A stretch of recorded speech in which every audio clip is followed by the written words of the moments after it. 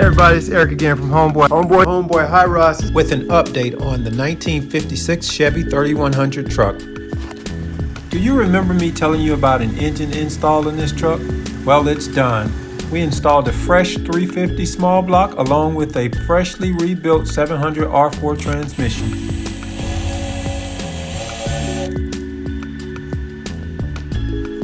We went into the Holley Sniper EFI system and set the RPM to 2500.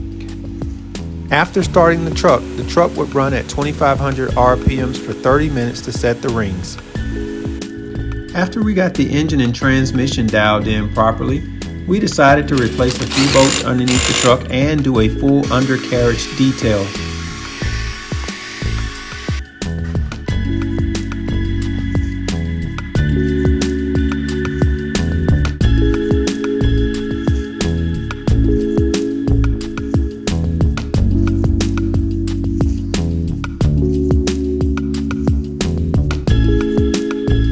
This is one clean 1956 truck. Just know if you see it that it was here at Homeboy's High Rise.